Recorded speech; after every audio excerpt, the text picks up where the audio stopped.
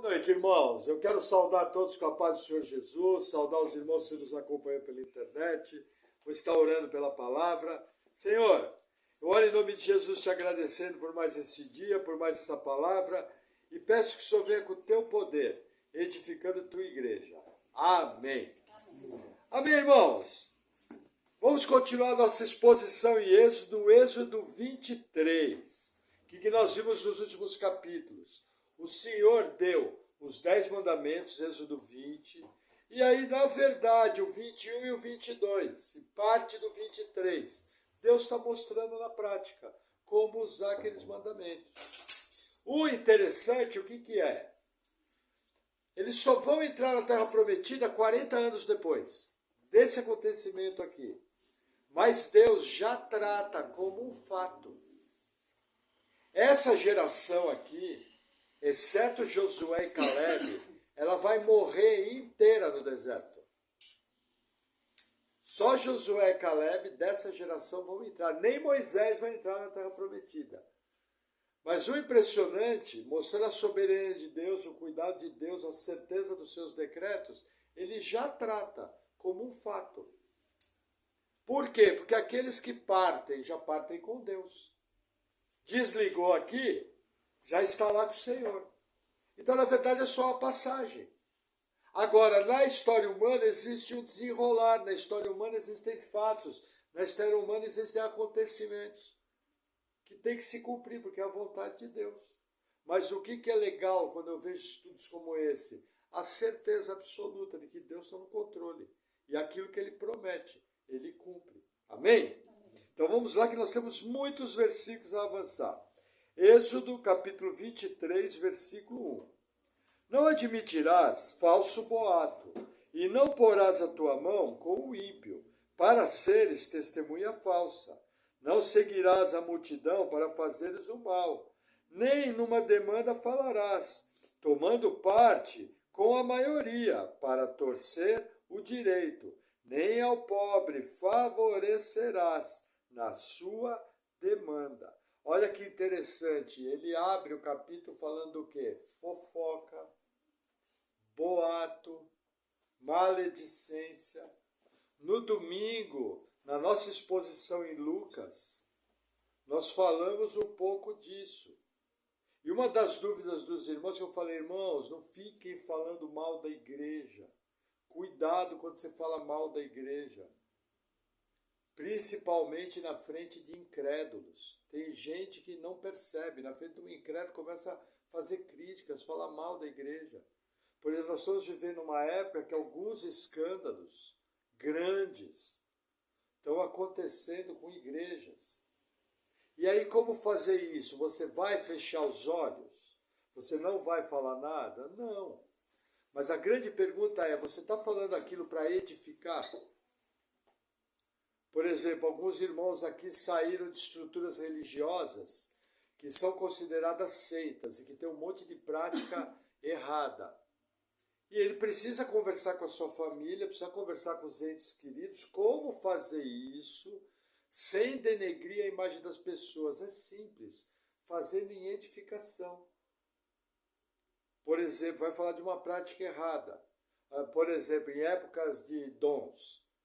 Nós sabemos pela Bíblia que é proibido orar em línguas alto em culto, se não tiver interpretação.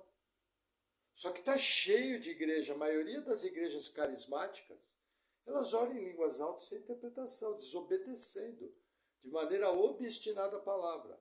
Como tratar esse assunto? Simples, pela Bíblia. Falar, irmãos, a Bíblia proíbe o falar em línguas altas sem interpretação. Quem está fazendo isso está desobedecendo a palavra.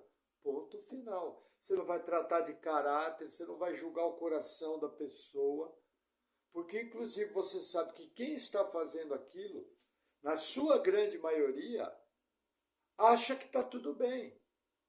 Ou foi dada uma orientação errada, dizendo que não haveria problema. Então existe uma maneira de você fazer um julgamento pela palavra, e a Bíblia orienta para nós julgarmos todas as coisas e retermos o que é bom, mas você tem como fazer isso sem você expor pessoas, sem denegrir imagem, sem julgar o caráter, sem julgar o coração, porque o único que sabe o coração é Deus. Então você pode julgar a atitude, você é obrigado a avaliar a atitude, a Bíblia manda fazer, mas sem julgar pessoas. Qual é o grande erro da igreja? Faz fofoca, maledicência, muitas vezes desnecessário, muitas vezes a falta de assunto. Oh, você viu o que aconteceu em tal igreja? Você viu o que tal irmão fez? Simplesmente porque você não tem assunto. E aí você vai lá sem nenhum propósito, sem nenhuma motivação, sem edificar a vida de ninguém, e começa a expor o pecado. Existe um caso clássico de expor o pecado, que, por exemplo, quando Noé plantou uma vinha e ficou nu, o seu filho Canaã, ele deveria entrar de costas na tenda e jogar uma coberta. O que ele fez? Ele viu o pai nu e começou a fazer piada, coisa que naquela cultura estava extremamente errado. O que os dois filhos mais velhos, Sem e Jafé, fizeram? Fizeram o correto, pegaram uma coberta, entraram de costas na tenda e cobriram. Por quê? Porque eles não quiseram expor o pecado do pai. Então, assim, muito cuidado, muita prudência. Quando se fala de líderes, não existe aquela história de tocar no ungido do Senhor. Líderes também têm que ser julgados, e a Bíblia fala que não apresente acusação contra presbítero, a não ser com 2 testemunhas, e quando esses pecarem, tem que ser expostos publicamente. Mas é para edificação. Não é para fazer fofoca, para fazer coisa errada. E aqui nessa passagem tem uma coisa muito importante, o comportamento de manada. Tem que tomar muito cuidado, você ir atrás da multidão. Cuidado com modismos, cuidado com o que estão falando, julgue, avalie, vê se é apropriado, vê se convém falar. No sábado nós estudamos que tudo, veja, nós vamos dar conta de toda a palavra que não serve para a edificação. Nós vamos ser julgados. Então só aí você já pensa qual é a responsabilidade do cristão. E você vê que esse princípio se arrasta em toda a Bíblia. Aqui no próprio Êxodo, com uma distância de 1500 anos, Moisés, inspirado, está escrevendo a mesma coisa que o Evangelho de Lucas e outras passagens mostram. Então, assim, maledicência é um problema. As pessoas estão falando demais, protegidas pela internet. E é interessante porque assim, a pessoa não tem coragem de manter cara a cara aquilo que ela fala protegido pela internet. Quando está cara a cara com a pessoa, fica de risinho, de coisinha, entendeu? Cara a cara muda. Então, assim, muito cuidado com isso. A base dessa passagem está ligada a falso boato, a impiedade, mas é a mesma base que nós vimos na palavra de domingo em Lucas. Amém? Aí vamos avançar. Versículo 4.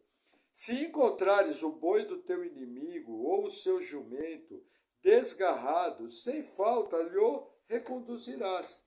Se vires o jumento daquele que te odeia caído debaixo da sua carga, deixarás, pois, de ajudá-lo. Certamente o ajudarás a levantá-lo. Veja que interessante, na palavra de domingo nós falamos o quê? Se o teu irmão pecar contra ti e se arrepender, perdoa. Inclusive os inimigos você tem que perdoar. Nós falamos também um pouco disso. E aqui nessa passagem, o que Deus está falando? Olha, se você vê o animal do teu inimigo, ajuda. Isso aqui, irmãos, é muito difícil. Isso aqui está falando, amai os vossos inimigos. Você está zelando pela propriedade. Isso aqui é a natureza misericordiosa do próprio Deus. Irmãos, quando eu pego uma passagem que nem essa, eu tenho que lembrar do quê? Sem Cristo, nós somos todos os maiores inimigos de Deus. Não tinha ninguém que era mais inimigo de Deus do que nós, sem a graça salvadora. É uma coisa que muitas vezes nós esquecemos, porque nós nos achamos muito bons. Mas perante os altos padrões de Deus que só foram cumpridos em Cristo, o ser humano natural é inimigo de Deus. Deus está contra nós. E veja, mesmo Deus E nós, tendo inimizade, o que Deus fez? Mandou seu Filho para ser moído pelas nossas transgressões. E aí você vê passagens como essa, por quê? Porque na manifestação do dia a dia, quando você zela pelo patrimônio do inimigo, o que acontece? Quando você zela pelo patrimônio do inimigo, você vê que é um diferencial de Deus. É um grande diferencial. Somente o compromisso com Deus é que pode nos fazer ter uma atitude como essa. Eu lembro que eu comentei na palavra a questão do perdão, que perdão é para quem não presta. E aí Deus fala, perdoa. Aí você fala para Deus, Deus, eu estou com vontade de esfregar a cara dele na parede. Se eu pudesse, passava com o carro em cima. Mas Deus, eu sei que eu tenho que perdoar. Eu escolho perdoar. Me ajuda. No momento que você faz isso com sinceridade, já está valendo. No momento que você faz isso, a coisa já está funcionando. Deus sabe o seu coração. Agora, qual que é a questão? A grande questão é que é só pelo amor a Deus que você consegue fazer essas coisas. Estamos em Êxodo 23, irmãos. Amém? Vamos lá, versículo 6. Não perverterás o direito do teu pobre na sua demanda. De palavras de falsidade te afastarás, e não matarás o inocente e o justo, porque não justificarei o ímpio. Também suborno não tomarás, porque o suborno cega os que têm vista, e perverte as palavras dos justos. Também não oprimirás ao estrangeiro, pois vós conheceis o coração do estrangeiro, pois fostes estrangeiros na terra do Egito. Irmãos, injustiça, corrupção, suborno, opressão aos fracos. Tudo isso está aqui. Um país que faz essas coisas, como nós vemos nas várias nações do mundo, corrupção, suborno, falso testemunho e opressão ao pobre, é um país que está mergulhado em trevas. É um país que está mergulhado em profundo juízo. Deus não vai deixar passar barato. Todo mundo vai responder às suas questões. Por isso que é importante sempre nós orarmos por nossas autoridades. A Bíblia não manda orar pela autoridade que eu gosto. A Bíblia manda orar por nossas autoridades. Por quê? Porque para o povo ser oprimido, basta você ter um rei perverso lá. Destrói tudo, basta você ter juízo perverso, vai cair tudo aqui. E veja que interessante, a impiedade gera morte, e a terra abre a boca para tragar o sangue. Aquelas nações que eles vão entrar 40 anos depois, são 7 grandes nações. Um dos motivos que elas foram expulsas da terra é que a terra foi manchada pelo sangue dos inocentes.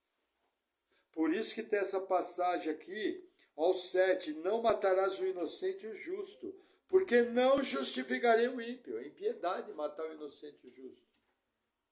E Deus não justifica essas coisas. Entendeu? Aquelas nações cometiam esses erros. Então Deus não podia permitir isso. Por quê? Porque existem leis de Deus que são universais. Elas valem tanto para os ateus, como para os pagãos, como para os idólatras e como para o povo de Deus. Funciona igual para todo mundo. Entendeu? Você vê a situação do nosso país, em média mais de 60 mil homens morrem assassinados por ano. É uma guerra civil. Esse sangue vai ser dado conta a Deus. Não pode passar em branco. A santidade de Deus não pode permitir tal coisa. Mas Deus, na sua maestria, Ele vai regendo, Ele vai administrando, Ele vai fazendo tudo isso. Aí você vai falar, pastor, mas quando eles entraram na Terra Prometida, Deus mandou matar a cidade inteira. Sim, juízo. 400 anos para que se arrependessem, não se arrependeram, o vaso de ira encheu, Deus derramou. E aí está usando Israel para trazer juízo. Da mesma maneira que quando Israel desobedeceu, ele usou nações ímpias para trazer juízo. É a maneira de Deus agir. Amém? Vamos seguir. Versículo 10, vai mudar um pouquinho a história, tomar um gole de água.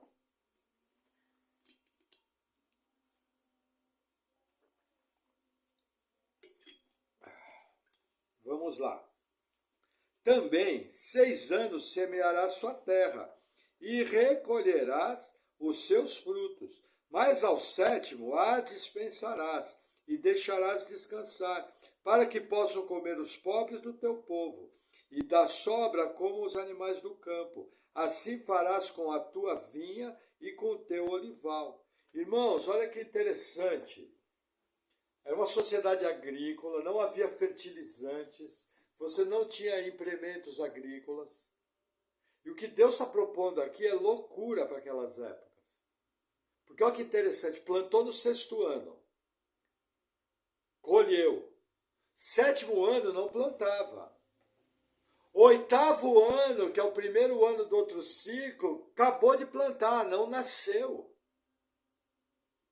Então Deus, pela obediência, tinha que garantir a colheita para 3 anos. A colheita entre o 4º, 5º e 6º ano tinha que ser numa fartura tal que tinha que sustentar o 6º, 7º e o 8º. O que Deus está ensinando aqui? Um monte de coisa.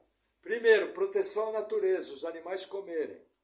Segundo, proteção ao pobre, porque fora desse ano aqui, o pobre só podia pegar o que caía no chão das colheitas, como por exemplo Ruth, bisavó do rei Davi, antecessora do rei Jesus. Ela foi uma mendiga moabita que colhia o que caía do chão, nas lavouras de Boaz. Nós estudamos isso junto. Mas não podia entrar na plantação e pegar o principal, só podia pegar o que caía. E aí, para que o pobre não passasse fome, o 7º ano que dava naturalmente estava aberto, os animais podiam comer, a terra descansava, o fruto que amadurecia muito caía no chão e fertilizava a terra. Tudo isso está em jogo. Percebe? E uma coisa principal, a fartura dos 6 anos anteriores tinha que, em parte, ser guardada. Como eles, inclusive, conheciam a história do patriarca José, que da fartura dos 7 anos de colheitas boas, guardou o que transformou o governo do Egito em um governo extremamente rico, alimentou todo aquele povo, alimentou o povo de Israel, tudo. Então aqui também tem esse princípio de você saber guardar quando entra um pouco mais de recurso. Administrar corretamente o recurso, não sair esbanjando à toa. Tudo isso está envolvido em passagens como essa. Amém? Amém. Versículo 12. 6 dias farás os teus trabalhos, mas ao 7º dia descansarás, para que descanse o teu boi e o teu jumento, e para que tome alento o filho da tua escrava e o estrangeiro. E em tudo o que vos tenho dito, guardai-vos, e do nome de outros deuses nem vos lembreis, nem se ouça da vossa boca. Olha que interessante. O versículo 13 parece que está perdido aqui. Porque ele vem falando de regras, e aí de repente fala de idolatria. Mas o que você tem que entender? Aquelas nações tinham os chamados cultos de fertilidade. Os cultos de fertilidade buscavam prosperidade. Aquelas nações eram marcadas, eles plantavam sempre, eles corriam atrás, eles não descansavam, eles trabalhavam todos os dias. O único povo que descansava um dia era Israel. Era o único povo. E inclusive esse dia era o dia dedicado a culto. O que Deus está falando aqui? Olha, me sigam, porque eu garanto o resultado. Não vão atrás da prática das nações que trabalham de sol a sol, que a terra não descansa, que tem escravos, que tem gente, tem rico oprimindo o pobre, tem ímpio matando o justo. O que Deus está mostrando aqui? Que através da obediência de Israel, está sendo estabelecido um diferencial entre a prática do povo de Deus e as nações idólatras que eles vão conquistar. Olha que interessante. Quando Israel foi levado para o exílio, Eles ficaram 70 anos no exílio, a terra descansou. Por quê? Porque quando você faz a somatória, por 490 anos eles não guardaram o ano de descanso. Quando Nabucodonosor veio, destruiu o templo, levou o povo cativo, os 70 anos de descanso foram cobrados de uma vez só. E você faz a somatória, dá certinho, 490 anos. Os 70 que faltaram, Deus cobrou de uma vez. Porque é Ele que garante o resultado. Mostrando a sua justiça.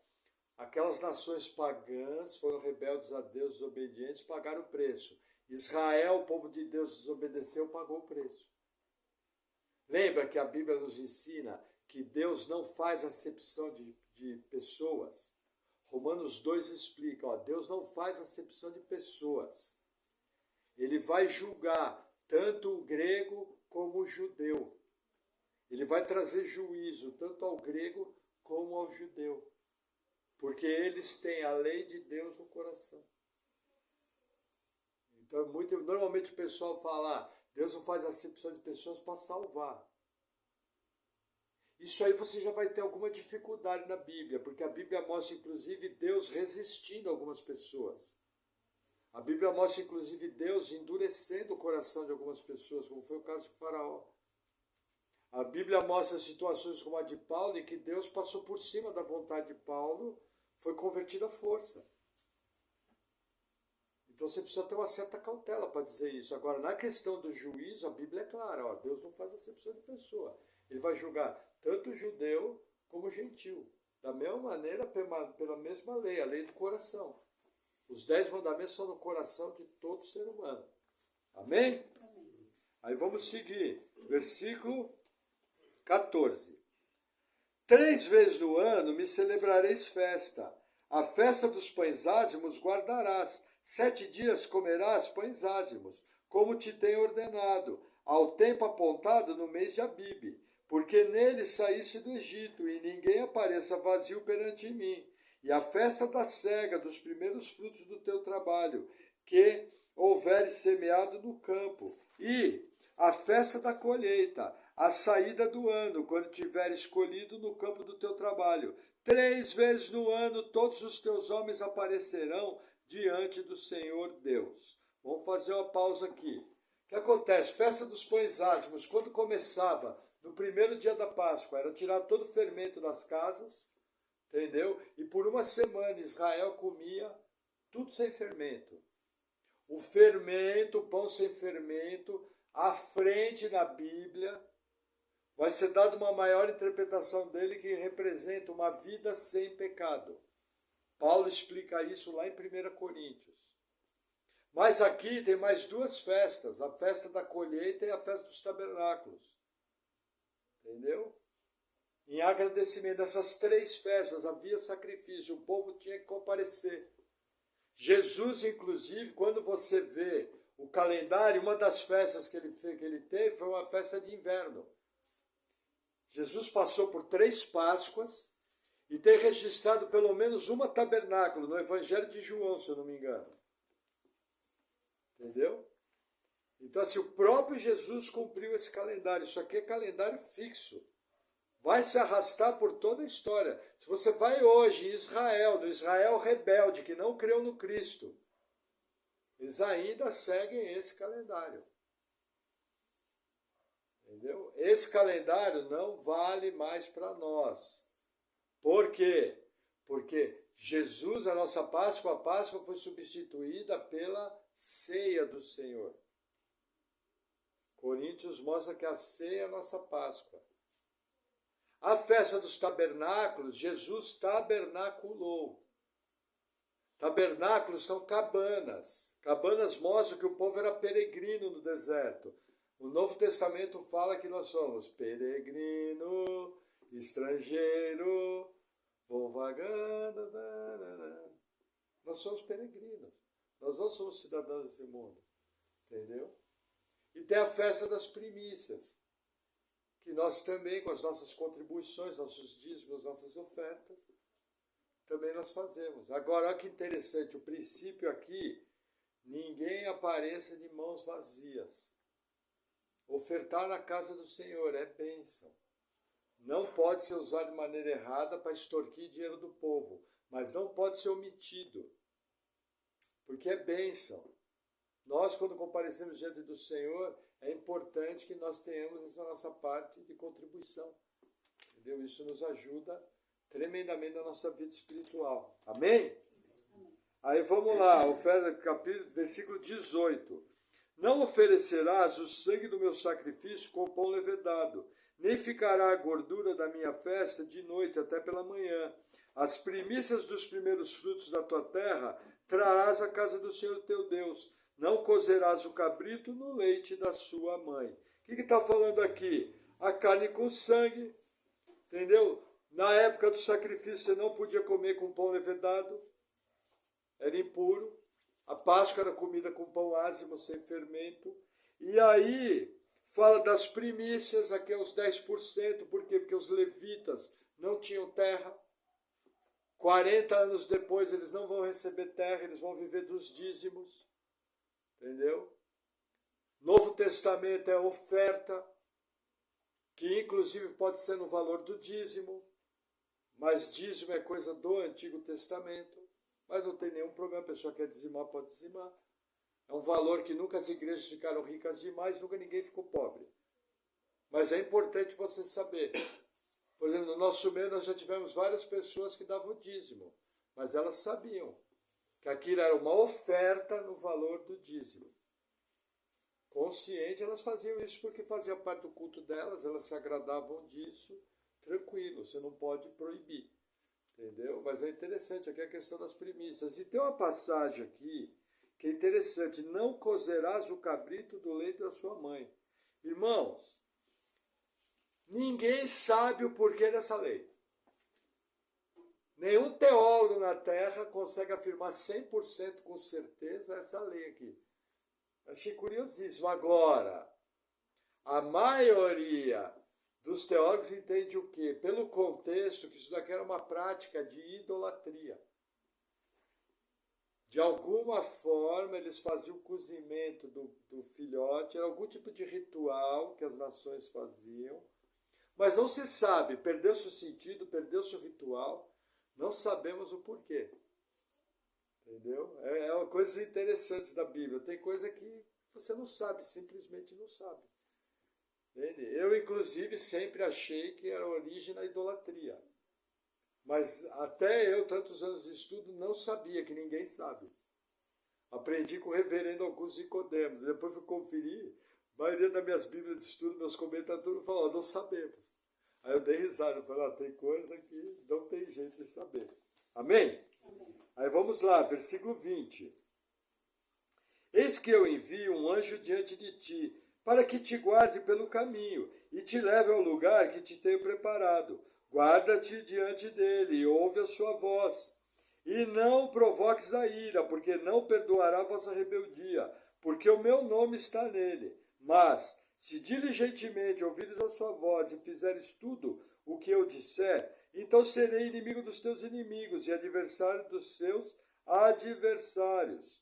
E 23. Porque o meu anjo irá diante de ti, e te levará aos amorreus, e aos heteus, aos perizeus, aos cananeus, heveus e jebuseus, e eu os destruireis. Não te inclinarás diante dos seus deuses, nem os servirás, nem farás conforme as tuas obras. Antes os destruirás totalmente, e quebrarás de todo as suas estátuas. Até aqui. Veja que interessante. O que é o anjo do Senhor? O anjo do Senhor, quando fala dos atributos de Deus, é o próprio Deus. Normalmente é Jesus pré-encarnado. As aparições de Jesus no Antigo Testamento. É o anjo do Senhor. Aí quando você vai ver o texto, tem atributos de Deus. Agora, tem o anjo. Pô, eu vou dar um exemplo do anjo do Senhor. Josué, quando estava andando em volta de Jericó, ele passou diante de um anjo. Anjo do exército de Deus. A primeira coisa que o anjo falou, ó, tira a sandália. E aí a fala do anjo mostra que era o próprio Deus. São as aparições do anjo do Senhor. Entendeu? Agora, existem situações onde Deus manda um anjo específico. Só que nas duas situações, Deus fala, obedeça, faz o que está falando. O que esse ser sobrenatural está falando. Hoje em dia existe o ministério dos anjos? Sim. E dará ordem a seus anjos a nosso respeito. Agora, qual é o problema hoje em dia? Todo mundo vê anjo, todo mundo... Tem gente que ora, não, Senhor... Veja, se a Bíblia fala, dará ordem a seus anjos a meu respeito, eu descanso pela fé, eu sei que é um fato. Entendeu? Por exemplo, 1 Coríntios 11 fala que no culto a Deus existe uma presença angelical. Quando fala do cabelo das mulheres e do véu, um dos motivos para a cobertura do véu é o seguinte, por causa dos anjos. Então, de alguma forma, os anjos, eles têm um testemunho até sobre o culto. Por exemplo, em textos como Eliseu e Geazi, quando eles foram cercados, Eliseu falou, abre o olho. E quando eles viram, tinha miríades de anjos em volta. Só que Eliseu, sabe, nem precisa, ele sabia que já estava ali. Então, qual é a questão hoje? Veja, eu vou abrir um anjo, eu vou abrir um culto, eu vejo anjos, não sei o quê. Irmãos, eu acho que se a gente nós víssemos um anjo hoje, como ele é, por exemplo, um serafim, a gente não consegue nem descrever direito. Um querubim, alta hierarquia. Agora, normalmente essas figuras do anjo do Senhor apareciam em figura humana. Até se entende. Por quê? Para conviver. Senão sai todo mundo correndo. Quando nós vemos a descrição dos seres angelicais, se nós vimos um anjo tal como ele é, a gente sai correndo. E repreendendo, está amarrado em nome de Israel, ainda repreendendo. Amém? Amém? Vamos avançar mais um pouquinho, versículo 25. E servireis ao Senhor vosso Deus, e ele abençoará o vosso pão e a vossa água. E eu tirarei do meio de vós as enfermidades. Não haverá mulher que aborte, nem estéril na tua terra. O número dos teus dias cumprirei. Aqui são as bênçãos da obediência. Irmãos, isso vale até hoje. É que nem a questão de destruir ídolo. Por que a gente destrói ídolo sempre que tem oportunidade? Você não vai querer uma abominação na tua casa. Porque você não quer na tua casa um objeto que é nojento para Deus. Você teria na sua casa uma estátua de um Exu? De um Bafomete, aquele bode feio? Você teria na sua casa? Como cristão? É algo maldito? Não, porque contra Jacó não vale encantamento, ele não é nada, o ídolo não é nada, e o que está por trás do ídolo não é nada. Mas nós temos o hábito do quê? Que se estava em nossa propriedade, uma literatura, alguma coisa, destruir. Por quê? Porque eu não quero algo nojento. Algo que ofenda ao meu Deus na minha casa, e que inclusive pode trazer confusão. A pessoa fala, você não é cristão? Sou. Por que você adora o tranca-rua que está ali? Por que você adora aquele Exu? Nossa, um Buda, uma divindade. Nossa, você é crente, você adora Shiva também? Não é estranho? Então o que nós temos por hábito? Apenas por causa do testemunho público, e para ninguém usar em casa de jogar fora, você vai lá e destrói. Mas lembrando, o ídolo não é nada, e o que está por trás do ídolo também não é. Diante do poder de Cristo, não há nenhum problema, entendeu? Mas agora, passagens como essa, questão de obediência, diz que o alfabeto do crente é obedecer. Os irmãos reformados não gostam de certos palavreados, por exemplo, como brecha. Não dá brecha. Aí sabe o que os irmãos reformados falam? Eles falam a seguinte frase, eles não dão brecha, eles falam que quando o crente desobedece, algo ruim acontece. O que é isso? Isso é brecha na versão reformada. Não muda nada. Todo mundo sabe que a desobediência traz consequência. É que a gíria dos crentes no Brasil é assim, irmão, não dá brecha não. Mas normal, você não está falando de desobediência, é gíria de crente, não tem nenhum problema. Amém? Meu conselho, não dá brecha. Sendo reformado, pentecostal, carismático, episcopal, não importa, não tem brecha, porque a consequência vem. Vamos seguir, versículo 27. Enviarei o meu terror adiante de ti, destruindo a todo o povo aonde entrares, e farei que todos os teus inimigos te voltem as costas. Também enviarei vespões adiante de ti, que lancem fora os heveus, os cananeus, os heteus, diante de ti. Olha que interessante, terror enviado às nações. Irmãos, com certeza nós já tivemos livramentos em que bandidos olharam para nós. Iam nos assaltar, ou assaltar sua casa, ou assaltar seu carro. E Deus enviou o terror na frente. Como ele fez isso, nós nem sabemos. Mas eu já vi alguns testemunhos de gente que era bandido e se converteu e falou que nunca foi lá assaltar a casa daquele crente que ele conhecia porque, por um motivo que ele não sabe explicar, ele tinha medo, se sentiu restringido. Então compreenda, o princípio por trás dessa passagem vale até hoje. Muitas vezes nós somos livrados de situação por ação sobrenatural de Deus. É Deus que combate os nossos combates e as nossas lutas. Sempre lembre disso. Amém? Amém. Aí vamos lá. 29, falando das nações. Não os lançarei fora de diante de ti num só ano, para que a terra não se torne deserto, e as feras do campo não se multipliquem contra ti. Pouco a pouco os lançarei de diante de ti, até que sejas multiplicado, e possuas a terra por herança. Olha que interessante, isso lembra a nossa vida. Quem aqui é casado há mais tempo, olha para trás e fala, nossa, normalmente todo mundo casa quebrado, né? Todo mundo casa sem dinheiro. Aí passam-se os anos, vai construindo a vida, vai melhorando, vai avançando. Entendeu? O pessoal até brinca, faz a piadinha, né? Que todo mundo nasce corintiano.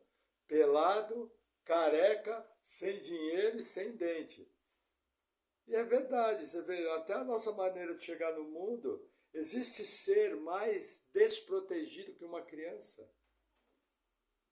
Quando você vê uma criança, você vê um presidente dos Estados Unidos, um presidente do Brasil, um grande sim, você não vê. Mas ali naquele bebezinho, muitas vezes está um grande homem, uma grande mulher, que vai fazer toda a diferença na história. Entendeu? Por quê? Porque Deus é Deus de processos. Até aqui na tomada da terra, esses processos se mostram. Deus tinha poder para expulsar todo mundo? Tinha. Ele não pulverizou Sodoma e Gomorra. Era facinho expulsar todo mundo aqui. Mas ele fez gradativamente. A campanha da tomada da terra prometida durou aproximadamente 37 anos, através do general Josué. 37 anos. Deus não tinha poder da vitória instantânea? Da mesma maneira, na nossa vida, Deus é Deus de processos. Tem coisas que, se Deus te abençoar hoje, você não tem estrutura emocional para receber. Tem gente que, se Deus fosse abençoar, traria destruição na vida da pessoa, não tem estrutura. Então, passagens como essa mostram o quê? Os processos de edificação que o Senhor realiza na nossa vida. Esse processo vai durar até o nosso último dia de vida aqui. Até a hora que o Senhor nos chamar. Então, esse processo dura a vida inteira. Quando nós estivermos lá no nosso leito de morte, Deus ainda vai estar edificando. Nossa, pastor, edificando o quê? Logo de cara, confiança, porque você... vou te falar uma coisa, você está no UTI ouvindo lá, pi, pi, pi, pi. Como é que vai se sentir? Não vai ter que aprender a confiar em Deus? Você está sabendo que chegou lá. Quantos anos? Vamos botar lá, 100 anos. Já não lembra nem mais o nome direito. Será que você vai entender que você está morrendo? Será que é fácil encarar a morte sem fé em Jesus Cristo? Você não se pergunta como é que vai ser? Às vezes eu passo com a minha esposa na frente do cemitério vertical, assim, às vezes a gente abaixa a cabeça e fala, um dia vamos ter que trazer um ao outro aqui. Já pensou que tristeza? Não tem que estar preparado, não tem que ser íntimo. Entendeu? Um dia, por exemplo, o Rodrigo e o Thalia vão estar sozinhos, eu vou ter partido. E com todos nós vai acontecer isso. Percebe? Porque até o último dia Deus está edificando a nossa vida e a nossa fé. Mas eu creio na graça do Senhor, no consolo do Senhor, no poder do Espírito Santo. E creio que todas essas passagens que nós temos que fazer, Deus nos dá graça, entendimento e força para passar. Por isso que eu tenho que parar para pensar como que eu vivo a minha vida, porque ela é uma só. O tempo de hoje não vai voltar mais. É bem sério isso aí. Muito sério. Procura ter sabedoria. Procura ter inteligência para viver. Vale a pena. Busca discernimento do Espírito Santo. Vale a pena. Amém? Amém. E aí, para encerrar, 31. E porei os teus termos desde o mar vermelho até o mar dos filisteus, e desde o deserto até o rio, porque darei nas tuas mãos os moradores da terra, para que os lances fora de diante de ti. Não farás aliança alguma com eles ou com seus deuses. Na tua terra não habitarão, para que não te façam pecar contra mim. Se servires aos teus deuses, certamente isso será por um laço para ti. Aí o que Deus está falando? Dos termos, esses termos da terra. Os queridos irmãos presbiterianos acreditam que esses termos da terra se cumpriram nos dias de Salomão. Na nossa linha teológica nós entendemos que não, nem chegou perto. Quando que Deus vai cumprir essa promessa da terra? Nós entendemos que é no milênio, no reinado de Cristo. Quando o próprio Jesus vai estabelecer o trono de Davi, estabelecer o seu reino, de maneira política, aqui. Porque isso aqui não se cumpriu. Mesmo nos dias de Salomão, dá o que fazer para você dizer que essa divisa aqui cumpriu. Em outros relatos que tem. Aí eu pergunto, se Deus está prometendo para Israel que vai dar a terra, Deus pode mentir? Então ele vai dar a terra. Se essa promessa não se cumpriu, ela vai ter que se cumprir. Percebe? Porque que leva toda uma linha de teólogos dizendo que isso vai se cumprir no milênio. Aí quem crê que não já se cumpriu, o que ele fala? Não. A igreja substituiu Israel. E como a igreja foi até os confins da terra, isso aqui se cumpriu. Só que, irmãos, é completamente diferente essas divisas aqui dos confins da terra. Quando você olha o contexto, não tem nada a ver uma coisa com outra. Agora é discussão teológica, explicação, entendeu? Mas é só para vocês entenderem. Como na nossa igreja a gente fala em milênio, por que é? Porque existem promessas do Antigo Testamento que ainda não se cumpriram. E que tem que se cumprir para o Israel salvo. E dessa forma todas as palavras de Deus não caem por terra. Amém? Amém. Vamos orar?